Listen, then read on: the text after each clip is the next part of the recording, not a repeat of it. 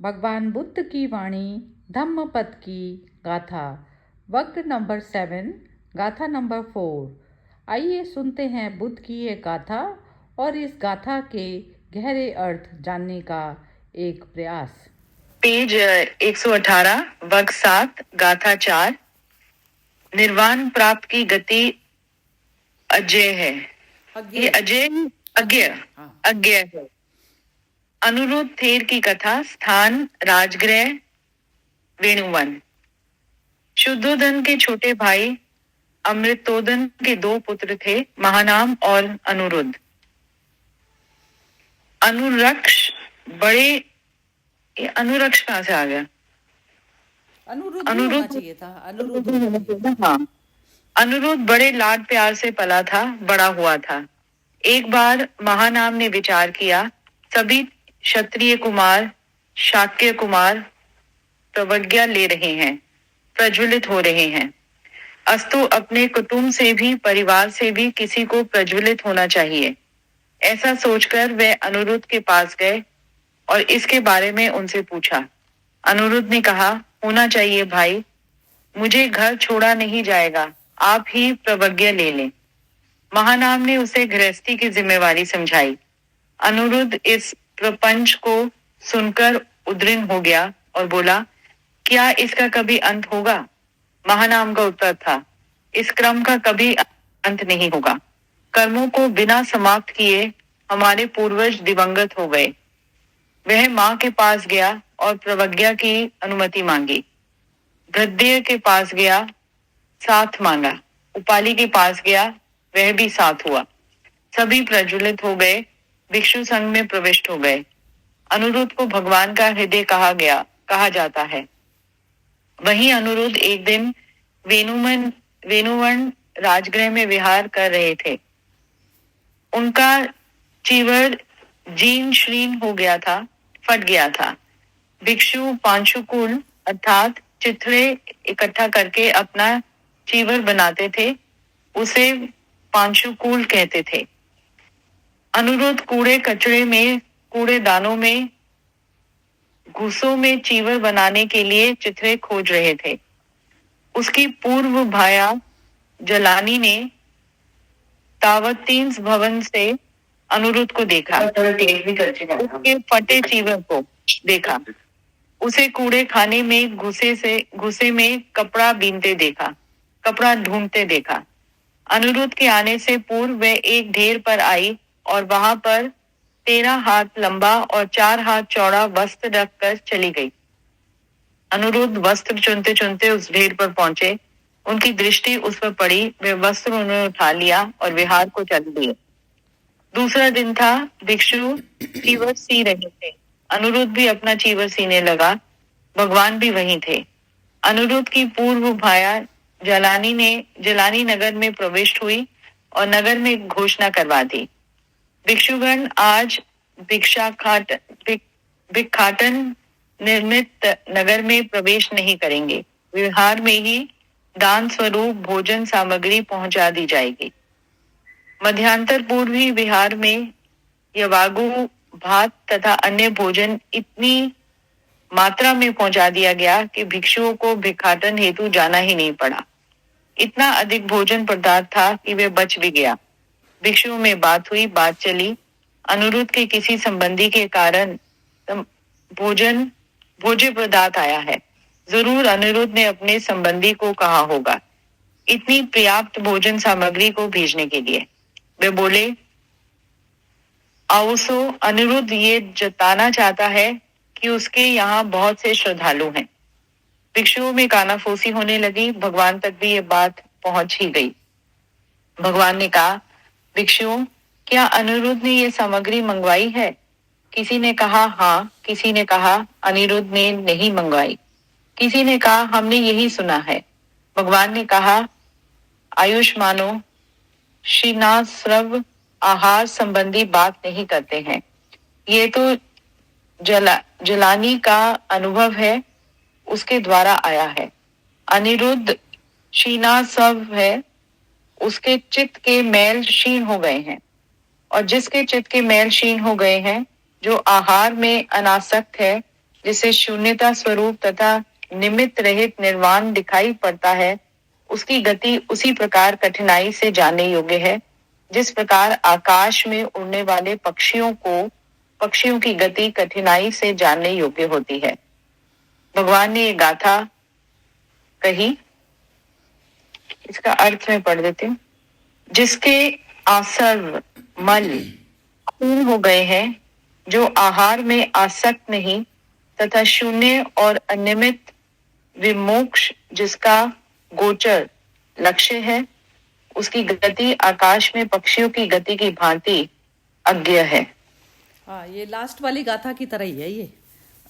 तो इसमें भी यही था, वो कंफ्यूजन क्रिएट जो हो जाता है ना, ये अपना आपस में जो बातचीत करने लग जाते हैं, तो उसमें भी वही दौड़ चालू हो जाती है। तो जरा मोना इसका जरा थोड़ा ब्रीफ करो इसका स्टोरी का। नहीं, अभी मैं बाद में करूंगी, पहले कोई और बोल दो। अच्छा, कोई और में तो नीलम जी ने तो बाद में करा है। नीलम जी आप कर पाएंगी? नहीं, अभी नहीं कर पाऊंगी। अच्छा चलो ठीक है। इसमें यही है कि जैसे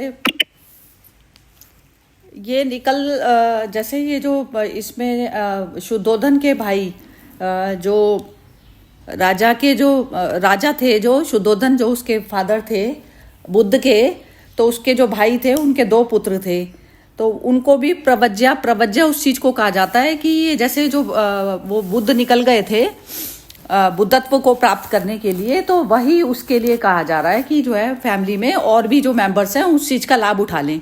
तो लेकिन ये दृष्टि भी आती तो उन्हीं के अंदर है जो इस तरीके से जिनकी इच्छा है, जैसे एक की तो इच्छा है कि मैं संसार में ये चीज़ें सब प्राप्त कर लूं, लेकिन जब तक हमें जैसे जो कल नीलम जी ने बोला कि व्यर्थता, तो अब सब कुछ प्राप्त तो कर लिया, लेकिन जो आगे वाला जो क्षण है वो बिल्कुल अननोन है, आपके लिए अननोन है, और उसमें क्या चीज़ घट जाएगी, तो वो चीज़ें एकदम हमें ना, जैसे कहते हैं ताश के पत्तों की तरह से, जैसे सारी जिंदगी का सब कुछ कमाया धमाया सब फिसल जाता है। जैसे कि आपका कोई बच्चा है और आपने उसके लिए सब कुछ करा, और सपोज करिए कि वो जो जिसके लिए किया वही चीज़ ना रहे आपकी लाइफ में, तो आपका सब कुछ जो है ना 1 सेकंड में आपका जो सारा कुछ जो कहते हैं ना सपनों का जो महल होता है वो धाराशायी हो जाता है।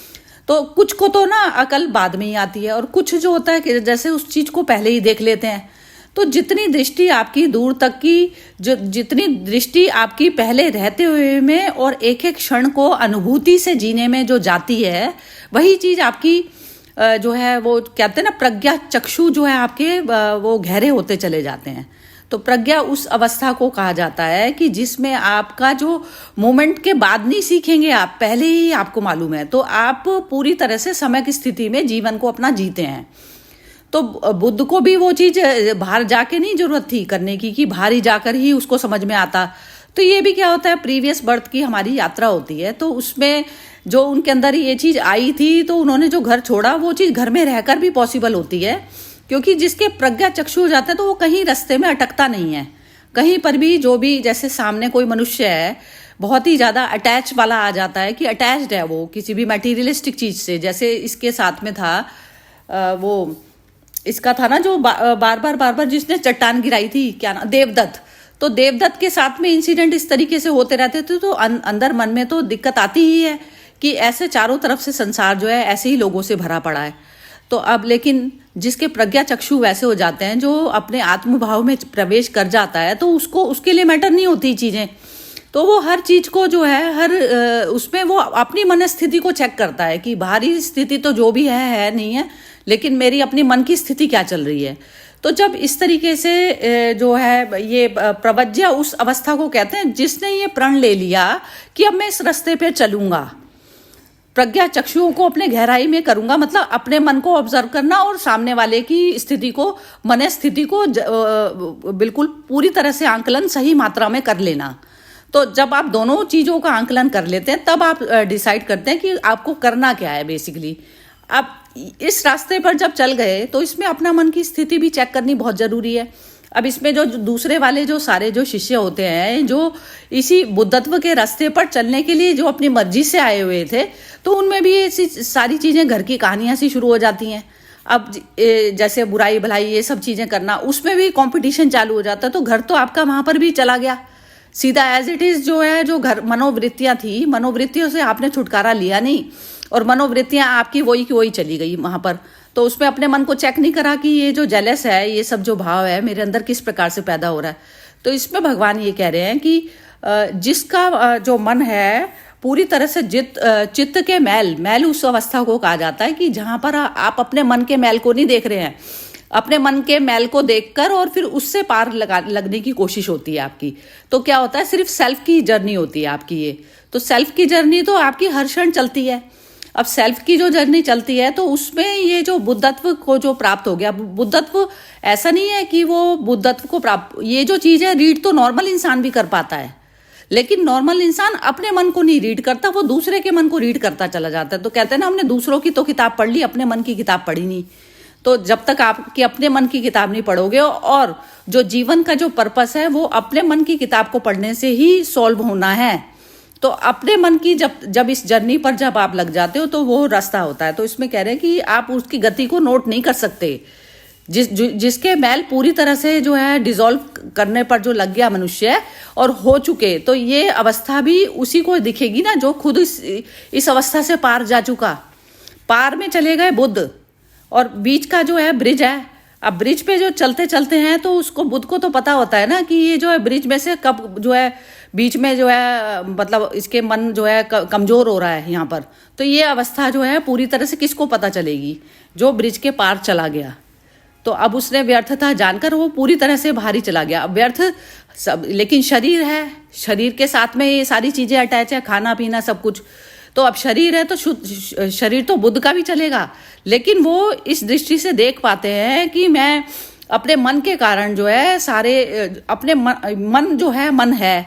अब मन बुद्ध का भी करता है कि ये चीज़ खा लूँ वो चीज़ खा लूँ, लेकिन अब क्या है कि जब उन्होंने पूरा प्रकृति नेचर के हवाले अपने आप को छोड़ दिया, तो अब प्रकृति और जो सारी जो टोटल जो समष्टि से जो कुछ आता है उस चीज़ की एक्सेप्टेंस आ गई उनके अंदर। तो जितनी जितनी एक्सेप्टेंस हमारी गहरी होती चली जाती है तो उतना हमारा अपना ही दुख कम हो जाता है, और उतने ही जो अपने हार्मोन्स जो हमने खराब कर दिए होते हैं तो वो वहाँ पर स्टॉप हो जाते हैं। तो इस प्रकार से जो यात्रा चलती है हमारी। और ये जो कर्मिक अकाउंट वाला जो चैप्टर चलता है ना, तो वो भी क्या होता है, नेचर बार बार जैसे प्रकृति अपने बच्चे के साथ में खेल रही है। जैसे एक बच्चा पैदा हुआ तो एक मदर जब तक खेलती है बच्चे के साथ में जब तक बच्चा अबोध है, और जैसे बोध में आ जाता है तो मदर जो है उसके प्रति सरेंडर कर देती है। कहते हैं ना कि जैसे पुत्र के आगे मदर को सरेंडर कर देना चाहिए। सरेंडर उस अवस्था में नहीं, जागृत अवस्था में करना चाहिए। तो अब क्या होता है कि पुत्र मदर के साथ में खेलता है, तो जब प्रकृति पूरी तरह से खेलने लायक हो जाती है ना, तो ये अवस्था तब आती है ये। तो अब तो इसमें जो बुद्ध को जो दिखा तो वो ऐसा अनिरुद्ध जो था वो इस तरीके से ऐसी स्थिति में चला गया था। तो ये दिखती तो सबको है, लेकिन हम दूसरों की देख पाते हैं, अपनी नहीं देख पाते, बस यहीं पर ही हम चूक जाते हैं। तो ये चीज़ उसमें बता रहे हैं कि ये जो आकाश में जो पक्षियों की गति होती है, तो वो चीज़ को आप कोई भी चीज़ को जजमेंट नहीं कर सकते। जो एक इंसान खुद फंसा पड़ा है, जो जिसने अपनी वृत्तियों से पार नहीं गया, तो वो तो किसी पे उंगली उठाए नहीं ना, पहले अपने आप का अपना आपा देख ले। तो वो चीज़ है। तो इसमें कहते हैं ना, बुरा जो देखन मैं चला, बुरा ना जाने को, जो मन देखा आप ना, मुझसे बुरा ना कोई। तो ये तो मतलब जो सारे ही बुद्ध की तरफ पर जो चले गए, कबीर हो गए, सब हो गए, तो उन्होंने कही यही है कि बार बार अपने मन को चेक करें। और अपने मन, और क्या है, वो आप समय बर्बाद कर देते हैं। वो समय ये बर्बाद हो जाता है कि जैसे हम दूसरों के दोष को नोट करने लगते हैं ना, उस समय अपनी तरफ से ध्यान हट जाता है हमारा। तो अपनी तरफ का जो ध्यान हटना होता है वही हमने समय का मिस यूज कर दिया उस समय, ये होता है मेरे हिसाब से ये है इसकी। हाँ ये चलो कौन बोलेगा अब? मैं बोलती हूँ। हाँ जी, ये बात तो बिल्कुल ठीक है। जब कोई मतलब सिचुएशन आती है तो हम दूसरे के ऊपर ध्यान देते हैं कि ऐसा हुआ ऐसा हुआ ऐसा हुआ, हम अपनी तरफ नहीं ध्यान देते कि हमसे क्या हुआ है। अपनी तरफ से ध्यान हट जाता है हमारा। जब हम अपनी तरफ ध्यान देना कि क्या हुआ है, फिर वो सिचुएशन मन शांत हो जाता है। मुझे बस यही बोलना था। हाँ ठीक है, बढ़िया।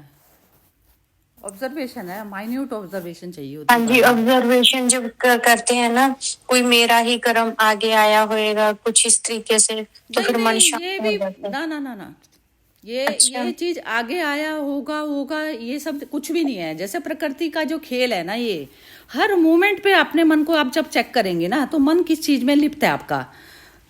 तो हर समय ना, जैसे आपको टाइम मिला हुआ है 20 साल के लिए प्रकृति ने आपको दिया है ये जीवन, और ये भी कुछ नहीं होता, ये चीजें जन्म और मृत्यु का भी समय कुछ नहीं होता, ये सब बिल्कुल भी नहीं होता, ये भी समय कोई तय नहीं होता, कोई चीज तय नहीं होती, ये सब नेचर देखती है, अपने आप देखती है कि ये चीज जो है बच्चा सीख गया नहीं सीख गया, तो नेचर के थ्रू चलता है। तो नेचर को जब तक बच्चा पकड़े रहता है ना, जैसे मदर का पल्लू पकड़े ही रहता है, तो मदर भी तो अपना पीछा छुड़ाना चाहती है ना बच्चे से, जब बड़ा हो गया तो बस आप बड़े कब हुए, तो बात वो है कहने की, तो बड़े ही नहीं हुए।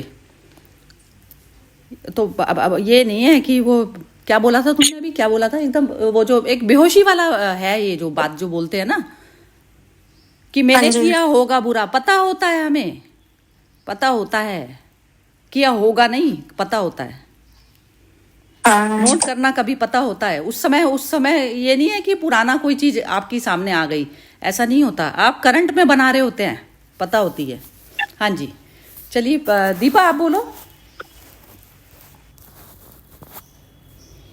हाँ दीपा बोलोगे? चलो ठीक है, हर्षा जी आप बोलिए।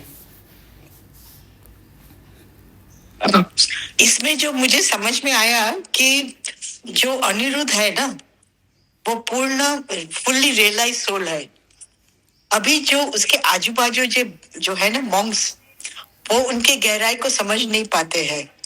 तो ये जो इसमें जो मैंने स्टोरी से समझा कि जो उनके पूर्व जन्म में जो पत्नी थी, वो देवी बनकर सबको जाहिर करती कि भाई यहाँ में खाना बेच दो। उन लोग सब सी रहे अपना कपड़े, तो वो जो मॉन्क्स को लगता है कि इसने ऑर्डर किया है खाना, पर तो बोलते हैं वो ऐसा क्यों कर सकते, क्योंकि वो लोग खा नहीं पाते हो खाना। तो ये जो शंका जो वृत्ति है ना, ये जो उसके अंदर जो आती है उनके सहयोगी लोग के मन में, ये जो वृत्ति है ना, वो हमारे डेली लाइफ में भी बहुत आती है। हम लोग मिसअंडरस्टैंडिंग इतना जल्दी कर लेते हैं कई बातों को, कि हमारी स्थिति जैसे जागृतता में नहीं रहती है ना, तो हमें लगता है कि ये इसने जरूर ऐसे ही किया होगा। तो हम लोग अपीयरेंस को इतना ट्रूथ में समझ जाते हैं कि हम लोग इसमें बहका जाते हैं। ये स्टोरी से एक बहुत सूक्ष्म बात मुझे तो समझ में आई कि अपने अंदर में भी एक बुद्ध तत्व जागृत ही रहता है, पर हम लोग उसको स्वीकार नहीं करते हैं, और हम लोग इजी वे ऑप्ट कर लेते हैं। हाँ, कि जरूर कुछ न कुछ मने के इजी रास्ता निकल जाएगा। हम लोग जो प्रयास करना चाहिए वो इतना सिंसियरली नहीं करते। तो हम लोग अपने तरफ भी और दूसरे के तरफ भी ये शंका वृत्ति बहुत देख लेते हैं, और अपनी डाउट कैपेसिटी को भी हम लोग डाउट कर लेते हैं कि हमारे अंदर ये कैपेबिलिटी है कि नहीं, है ना। तो ये शंका वृत्ति जो है ना, जो इसमें जो मुझे जो समझ में आया कि जो प्रश्न उन लोग ने बुद्ध उन लोग को पूछते हैं कि क्या तुमको लगता है कि अनिरुद्ध ने ये खाना ऑर्डर किया है, तो अनिरुद्ध को तो पड़ा ही नहीं है। वो तो अपना इतना विश्वास में रहता है कि ऊपर वाला उसका लिए प्रोवाइड करेगा, ये जो भी संजोग होएगा ही विल प्रोवाइड। तो वो तो रियलाइज सोल है, वो तो अरहत बन गए हैं। पर हम लोग को जो बाजू के जो इवन थोड़े भी ऊपर स्थिति वाले लोग होते हैं ना, उनको भी हम बहुत शंका करते हैं, वो भी दुख की बात ये हो जाती है। तो कभी कभी यही होता है कि ये मार्ग में चलते चलते हम लोग को बहुत सुजागे में रहना है कि एक तो हम लोग कभी नीचे नहीं गिरे और दूसरे को भी नहीं गिराए। हाँ ठीक है, बहुत ही बढ़िया, बहुत ही बढ़िया। हाँ जी, दीपा ने तो चलो दीपा तुम बोल देना जब तुम्हारा हाँ जी, नमस्ते। चलिए बोलिए नमस्ते बोलिए। सरिता जी। हाँ जी, वो एक्चुअली मैंने पूरी स्टोरी सुनी नहीं, तो इसमें ना वो बुद्ध के घर के जो शुद्धोधन के जो बेटे थे उनके भी 2 बेटे, सॉरी शुद्धोधन के जो भाई थे उनके 2 बेटे थे।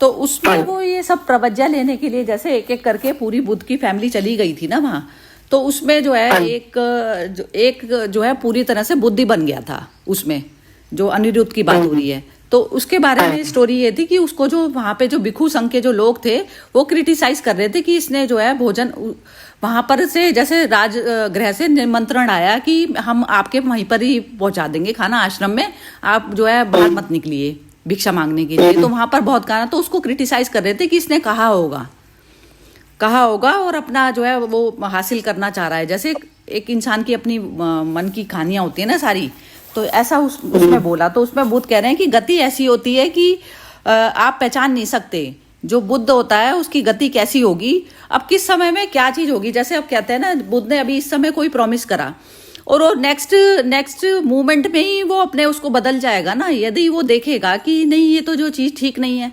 सामने ये चीज ठीक नहीं हो रही, तो वो उस चीज में बदल जाता है। तो गति जो है आप नहीं पहचान सकते उसकी, जो मुक्त मनुष्य है उसकी गति नहीं पहचान सकते। ये चीज इसमें स्टोरी में बताई गई है। तो अब इसके बारे में आपका क्या कहना है कि मन स्थिति के बारे में बताओ आप कि क्या कहना है। मन स्थिति में तो ये बात तो सही है कि भाई जैसे शंका तो रहती है आम इंसान में, क्योंकि वो इतना देख के आया। भिक्षुओं सब पूरे संसार को देखोगे तो ये मनोस्थिति में शंका तो हर किसी को रहती है, क्योंकि ये रियलिटी है मतलब एक तरह से। तो मगर ठीक है, बुद्ध और ये भिक्षुओं में, बुद्धों पुरुषों में भी होती होगी, मतलब होती है जैसे कि ये स्टोरी बता रही है। तो मतलब कि ये नेचुरल, मुझे लगता है कि ये नेचुरल चीज है। बट हाँ, एक चीज इसको ट्रांसेंड हम जब कर जाएंगे तो वो भी आप फिर वो देखने वाले रह के देखोगे कि चलो ये इसने देख, मतलब उसके लिए आप वेट करोगे कि शायद कि उसको पूरी तह तक के लिए आप वेट करोगे, इमिडिएटली किसी उस पे नहीं पहुंचोगे, ऐसा मुझे लगता है बस। हाँ, तो बुद्ध का ये रास्ता हुआ कि आप हमेशा जो है अपने मन को चेक कर, आपको अपने मन से पार जाना है ना। बेसिकली आपको दूसरों से लेना देना है ही नहीं, कुछ भी लेना देना नहीं है ना। तो वो ये चीज है। तो इसमें ये होता है, बुद्ध का रास्ता जो होता है वो ज्यादा वैसा होता है कि एक एक क्षण जो है बार बार अपने मन को चेक कर कर कि मुझे क्यों लगा बाहरी चीज का। जैसे अब इसमें तो खैर उसको नहीं लगा, क्योंकि वो तो बुद्धत्व पार कर चुका, बुद्धत्व का रास्ता में दूसरी ब्रिज के दूसरी तरफ पर आ गया। लेकिन जब तक हम ब्रिज पर है तो संभलना पड़ेगा, ये चीज है। हाँ जी, नीलम जी बोलिए। जय श्री कृष्ण। ये सारी स्टोरी का ये है सार यही है कि जो व्यक्ति जिसका मन का विकार खत्म हो गए, साम दाम दंड भेद से अलग हो गया, वो अहंकार मोह मद घृणा इन सब चीजों से अलग हो गया, उसको ये सब उसकी जो गति है ना, वो इसमें कहा गया कि पक्षी आकाश में उड़ते पक्षी को भी नहीं आप गति पहचान सकते, तो उसी तरह उसकी गति भी आप नहीं पहचान सकते। और वह जो व्यक्ति है वो इन सब चीजों से ऊपर उठ चुका है। पर हम साधारण संसारिक लोग हर समय शंका में रहते हैं, किसी तरह की शंका में रहते हैं। और जब हमारा अपना मन का मैल चला जाता है तो ये शंका अपने आप ही खत्म हो जाती। अपना मन से हुआ है ना, मन अच्छा तो कटौती में बनी, मन चंगा तो कटौती में बनी। तो अपना मन साफ है ना, प्रभु मूरत देखती तैसी, जैसे आपकी भावना होगी, जागी रही भावना जैसी प्रभु मूरत देख सकना है। जैसा आपका मन होगा वैसा ही आप दूसरों को देखना। बुद्ध का जो मन था वो बहुत ही शुद्ध था। सॉरी। तो उन्होंने कहा कि ये जो व्यक्ति है इसके मन का मैल निकल चुका है, इसका जो फोकस है वो निर्माण पे पहुंच चुका है। तो ये ऐसी बात नहीं सोचेगा कि इसने अपनी पत्नी को कहे कि हमको अच्छा अच्छा खाना भेजो या हमारे लोगों का ध्यान रखो। मेन बात यही है कि आपके मन का जब मैल साफ हो जाएगा तो सब कुछ ही आपको धुला धुला ही दिखेगा और आप अपने जो आपका ध्येय है उसकी तरफ आपका ध्यान रहेगा। फोकस वहीं रखेंगे, मन का मैल साफ रखेंगे तो रास्ता अपने आप ही आपके सामने है और आप पहुंचे ही हुए हैं। पहुंचने के लिए कुछ करना नहीं है। जय श्री कृष्ण। बढ़िया, बहुत ही सुंदर। हाँ जी, विम्मी जी आपकी बारी। हाँ जी। इसमें मुझे ना ओशो का ही ध्यान आता है कि जैसे जब वो कह रहे हैं ना, जलिनी का अनुभव है, उसके द्वारा आया है। तो वैसे ही ओशो को जो भी, जैसे वो रोल्स रॉयस का और वो सब कुछ, उनके पास इतनी गाड़ियां थी और इस तरह से, तो उनके जो कहते हैं, उनके उनके जो भक्त थे वो उन्हें देते थे। पर ओशो को उससे कोई, उसके ओशो का वो ना ओशो उनसे मांग रहे थे और ना ओशो को उसका कुछ वैसे था कि जी मुझे ये चाहिए, या उसका कुछ उससे बहुत जैसे अपने आप को क्या कहते हैं, उन चीजों को पाके बहुत खुश हो रहे थे। वही कि उनकी गति, तो उनकी जिस गति पर वो पहुंच गए हैं, जिस गति से वो आगे ऊपर निर्वाण को पहुंच गए हैं, उसको वही जानना तो आप जैसे अज्ञेय है, वही आप नहीं जान सकते। तो इस पूरी कहानी से मुझे वो अनिरुद्ध और ओशो का सेम लगता है कि कोई फर्क नहीं पड़ा था। और वही है कि हम लोग आम जिंदगी में भारी चीजों के, कोई क्या कह रहा है, क्या ये है, उससे इतना ज्यादा अपनी एनर्जीज उसमें वेस्ट करते रहते हैं, रादर देन कि अपने को एलिवेट करने की और अपने को उन चीजों से बाहर निकालने की, उसमें एनर्जी न लगा के बाहरी चीजों में लगे रहते हैं। और ऐसे जो सिद्ध पुरुष होते हैं, उनको ये बाहरी चीजें ठीक है, कोई दे रहा है, वो है, कहाँ से आया, किसने दिया, क्या है, कोई फर्क नहीं पड़ता। तो वो सब ठीक है, वो उनका वही है ना कि उनका अनुभव है। और पर ये उन चीजों से कोई विचलित नहीं होते, उन्हें कोई नहीं, उनके लिए तो जैसे सोना भी उनके लिए वही एक पत्थर समान ही है। बिल्कुल ठीक है। वो ये मन की स्थिति हुई है। मन की स्थिति है कि जिसका मन जिस पे, जैसे अब कहते हैं ना, हमारा मन जहाँ लगा पड़ा है, संसारिक किसी भी चीज में है, वस्तु, व्यक्ति, आदमी, स्थान, जगह का, जहाँ पे भी मन लगा है, दुख आप देखेंगे कि आएगा ही वहीं, जहाँ पर मन लगा होगा वहीं पर आता है। और वो जो होता है ना, जैसे एक जो संसारिक मनुष्य है, जो अभी संसार में बहुत कुछ करना चाहता है, बहुत कुछ हासिल करना चाहता है, तो सारे सामदंड भेद उसको हासिल करने के लिए लगाता है। और एक बुद्ध भी लगाता है सामदंड भेद, लेकिन वो सामदंड भेद लगाता है बुद्धत्व जगाने के लिए लोगों का। सामदंड भेद वो भी लगाएगा, शिष्यों पे लगाएंगे, बुद्ध भी लगाते हैं, लेकिन वो अपने लिए नहीं लगाते, क्योंकि वो तो पार जा चुके। पार जाना मतलब मन के पार जाना। मन ने जान लिया सारे तत्वों का सार, जितने भी प्रकृति में सारे तत्व हैं वो निकले एक ही तत्व से हैं, वो मेरे से निकले हैं, चैतन्य से निकला ना सब कुछ, सारा संसार चैतन्य से निकला। अब चैतन्य मैं स्वयं हूँ। तो जब मनुष्य इस भाव में आ जाता है ना, तो वो चैतन्य से जो निकला जो चीज़ वो बड़ी रहेगी, या जो चैतन्य है वो बड़ा रहेगा। तो हर वक्त वो उस चैतन्य में अपने स्थित रहता है।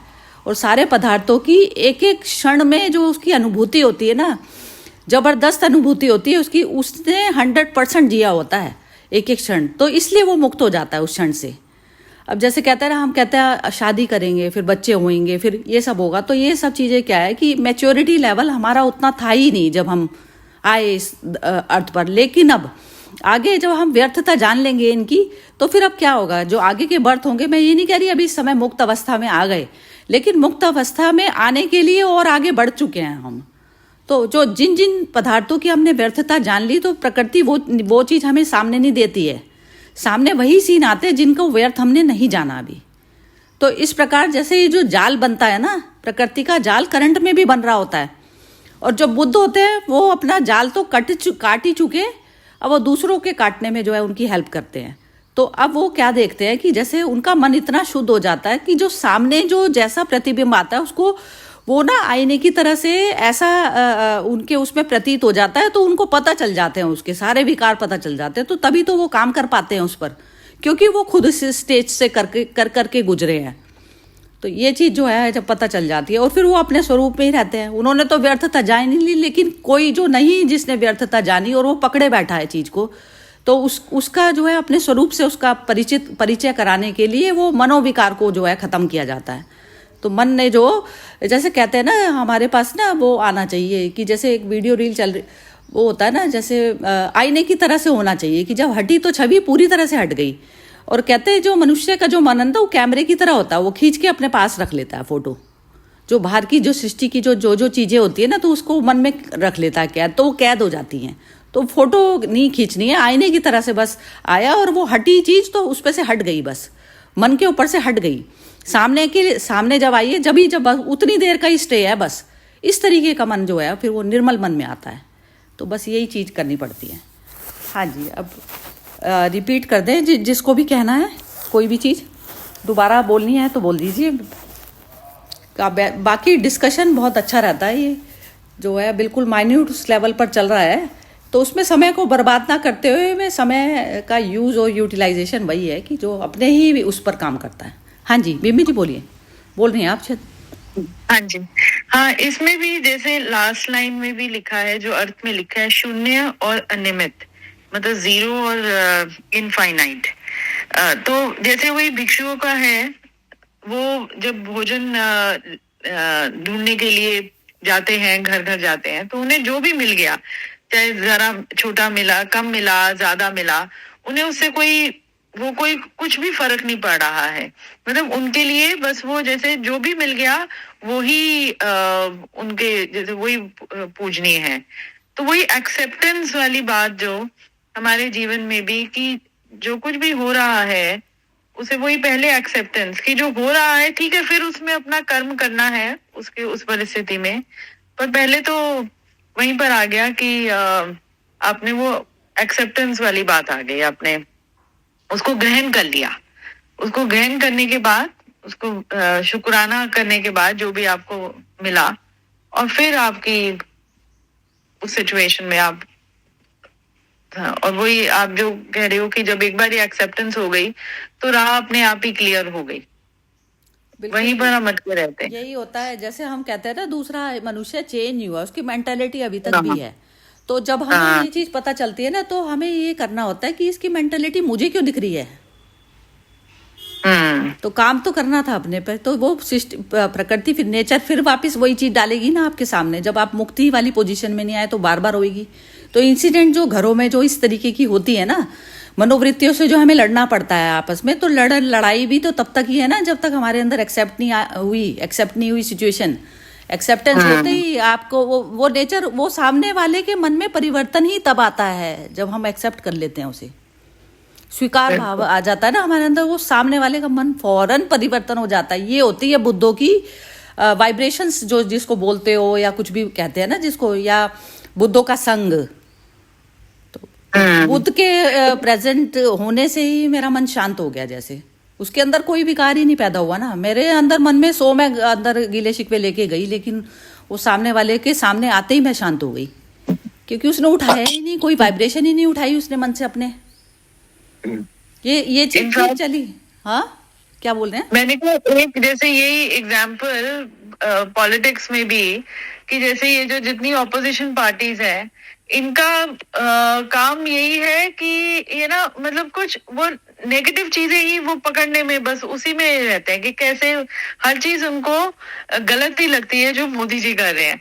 तो क्योंकि उनका फोकस ही उसी पर है कि किस तरह से इस इंसान को हम, जैसे ये इसी में थे, वो सारे आगे भिक्षु थे, वो उसी में लगे हुए थे कि जी अनिरुद्ध जो है वो इसी ने मांगा, यही सब मांग रहा है और इसी का सिर्फ है।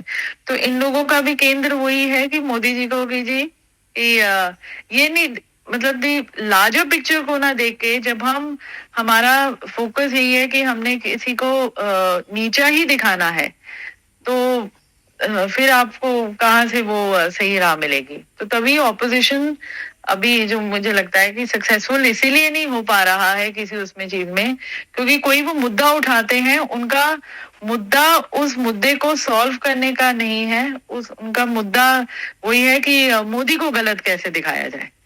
तो ये जो इसमें भी था कि अनुरुद्ध को कैसे गलत दिखाया जाए वाला, इनका भी वही था। तो वही हम अपनी जिंदगी में वही करते हैं कि हम एनर्जीज दूसरी चीजों पर बेस करते हैं, और जो सही है मुद्दे को हम नहीं पकड़ के वो पता है उसी में दोनों तरफ से चलेगी यात्रा। उसको तो ना ये होगा, यदि उनके अंदर ऐसा चीज होगा ना कि मैं अपनी छवि को क्लियर करूं, तो जैसे ही वो क्लैरिटी पे जाएंगे तो वो भी डाउन हो जाएंगे। हाँ, ये भी है। ये चीज होती है, ये दोनों का पक्ष जो खिंचा खिंची चलती है ना आपस में। तो यदि उनके अंदर वो लक्ष्य वैसा नहीं है, उनका लक्ष्य वो क्या है, जैसे परम वाला या शांति वाला लक्ष्य नहीं है उनका, और वो अपनी इमेज को ही क्लियर करने में लग गए, तो वहीं पे फेल हो गए ना, प्रकृति के उसमें जाल में आ गए, वापिस आ गए। तो ऐसा ये हमारे घरों में भी पॉलिटिक्स ये चलती है, सब जगह चलती है ये। अब आप पॉलिटिक्स को, हाँ जी बोलिए नीलम जी, बोलिए। सारे जो हमने जितना पढ़ा और जितना बुद्ध ने कहा और जो स्टोरी सुनाई गई है, उसका लेसन ये आता है कि जजमेंट नहीं करनी है दूसरों की, और अपने ऊपर काम करना है, और अपना मन का मैल निकालना है, और निर्वाण को ध्येय मान के उसकी तरफ चलना है। शॉर्ट में यही इसका सार निकलता है। नहीं, वो बात आप ठीक कह रही हैं नीलम जी, लेकिन जैसे ये जो स्टोरी बताई गई, बिल्कुल आप ठीक कह रही हैं। अभी हम सबका वही है चीज, लक्ष्य वही है, लेकिन ये जो मनोवृत्तियां होती है ना, इनको भी तो रीड करना। जब तक हम इंसिडेंट को, जैसे हम कोई इंसिडेंट को डिस्कस नहीं करेंगे तो हम वहां तक पहुंचेंगे कैसे? बात ये है ना कहने की। तो बीच में जो इस तरीके के जो डिस्कशंस होते हैं ना, वो डिस्कशन को नहीं मना कर रही, मैं समझ गई आपकी जो बात कह रहे हो ना, आप बिल्कुल समझ रही हूँ मैं। ये मुझे मिला है, हाँ जैसे ये मिला है कि फोकस अपना करना है और दूसरे की जजमेंट। हाँ, बात ये है कि आपका लक्ष्य क्या है, आप उस लक्ष्य पे बढ़ने के लिए आप बहुत सारी चीजों को छोड़ना पड़ेगा। तो मेन जो मोटिव आ जाता है वो लक्ष्य का ही होता है हर इंसान का। तो वो लक्ष्य को प्राप्त करने के, तो लक्ष्य आपका क्या है, मैटर वही करती है चीज। तो किसी का संसारिक लक्ष्य है तो उसको ये सब चीजों से करना पड़ेगा। वो संसारिक चीजों में जब तक महत्व बुद्धि है तो वो होगा। और बुद्धत्व का रास्ता वो होता है कि जब आप दूसरी तरफ पर आत्मा के उस पे कि पूर्ण शांति चाहिए, तो पूर्ण शांति में पूर्ण सेक्रीफाइस करना पड़ता है। 100% ईगो सेक्रीफाइस करनी पड़ेगी। मतलब जो शरीर जो है हमारा 5 तत्वों का बना है, तो 5 तत्वों को ही आप पूरी तरह से निरर्थक जानेंगे, तो तब आप इस जो शरीर रूपी जो बोट है ना, उसको जो आप इस्तेमाल कर सकेंगे भवसागर को पार करने के लिए। तो बार बार हर्षण करना ही पड़ता है आपको ये चीजें। और मनोवृत्तियां तो जो है, जब आपको अपनी पहचान में आने लग जाती है, तो दूसरों की भी फौरन पकड़ में आ जाती है कि इसको आदमी को अब ठिकाने कैसे लगाना है, मुझे ये चीज पता चल जाए। बुद्ध भी होते हैं, अब बुद्धों से कितने क्वेश्चन जो है अननेसेसरी पूछते रहते हैं लोग, तो उनको पता होता है कि ये कैसी वाली बुद्धि का आया है मनुष्य। तो ऐसे ये चर्चाएं तो होती हैं वहां पर भी। तो अब आया है तो उसको कैसे जो है उसका जो खत्म करना है, या कैसे उसको एंटरटेन नहीं करना। अब बुद्ध ने भी करी थी। एक उनके पास में एक शिष्य आया था, वो बुद्ध के शरीर रूप रेखा को, आकार को देखकर उस पर मोहित हो गया था बुद्ध पे।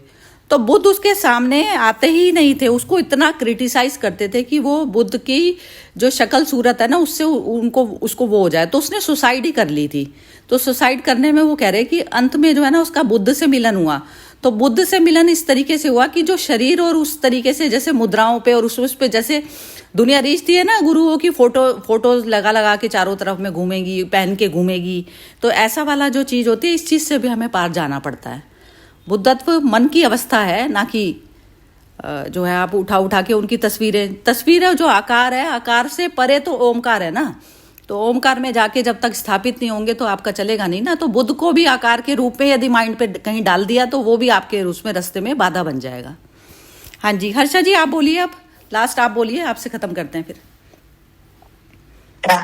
ये सचमुच में जो आपने कहा ना कि ये जो हम लोग आकार में अटकते हैं ना, तो वो एक बाधा ही बन जाती है। तो कितना बार अच्छे से हम लोग बोलते हैं ना, रिजिडिटी कितनी आ जाती है, हमारा माइंड को नैरो कर देता है। अब जब भी हम आकार में रहते हैं, फॉर्म में अटक जाते हैं, तो फॉर्मलेस में तो अनंत है, जो हमारी सच्चाई तो अनंत का ही है। तो अनंत काल का जो अपने को चिंतन करनी पड़ती है, वो तो फॉर्मलेस से पर है। और जिसको जैसे आपने ओशो का कहा, तो उसने कभी कुछ मांगा नहीं, पर उसको सामने से भेंट आ जाती थी। पर यदि हम लोग मटेरियल चीज को फॉर्म इम्पोर्टेंस देते हैं ना, तो हम गुरु को भी वही लेवल में हम लोग उतार देते हैं कि उसका ऐसी जरूरत है, इन जरूर कुछ अपेक्षा रखी होगी। देखो कभी तो ये इसको इतना मान मिलता है। तो ऐसा ही बात होती है कि हम लोग कहाँ अटके हैं, तो हम लोग की दृष्टि भी उधर ही अटक जाती है और वही हमारे बाधाएं बन जाती है। तो नजरिया को कैसा ऊंचा रखे, वही तो प्रयास है अभी तो आप कभी भी ये नोट करके देखना कि जिस जिस चीज के पीछे आप वो करे होंगे, अब मैं ये नहीं कहती कि अब हो रही होगी ये अवस्था, लेकिन जिस जिस चीज के पीछे आप क्यूरियोसिटी रहेगी ना कि ये चीज ऐसी होती रहे, जिस चीज का मन बार बार गान करता रहता है या मन जो है बार बार उसको चाहता रहता है, वो चीज हमसे दूर चली जाती है, सही बात है। दूर जाती रहती है। तो वो बस उस चीज का चिंतन ही खत्म करते हैं, तब वो चीज अपने आप आ जाती है वापस, ऐसा होता है। तो अपने आप को विचार शून्य अवस्था में लाने का प्रयास सतत चलना चाहिए। जब विचार शून्य अवस्था आएगी तो नेचर आपको जो ऐसे कहते हैं ना, चारों तरफ से पूरी तरह से खिल जाती है ना, वो फूल आपका ही खिल गया कमल की। जब आपने कीचड़ की जगह छोड़ दिया, आपका कमल ही खिल गया, तो उसमें फिर वो सारी चीज़ें सपोर्ट करती है, सारी नेचर सपोर्ट करती है। तो मन में बस यही है, ये अवस्था को टेस्ट करना बहुत ज़रूरी है। ये करिए, आप सब कोशिश करके देखिए कि ये चीज़, जैसे जिस चीज़ों के पीछे मन भाग रहा है ना, तो उस चीज़ का ही चिंतन ही छोड़ दीजिए। चिंतन छोड़ते ही वो चीज़, वस्तु आपके सामने आएगी, अपने आप आती है। वो पीछे ना ओशो भी बोल रहे थे ये वाली बात कि आप ऐसा नहीं कि आपने छोड़ दिया मन से और पीछे मुड़ के देखते रहो उसको, ऐसे नहीं। मतलब ये चालाकी भी जानती है वो नेचर आपकी, क्योंकि नेचर आपसे पहले है। चलिए ठीक है, खत्म करते हैं आज का, बहुत ही सुंदर सेशन रहा। ओके जी, जय श्री कृष्णा। जय श्री कृष्ण, जय श्री कृष्ण।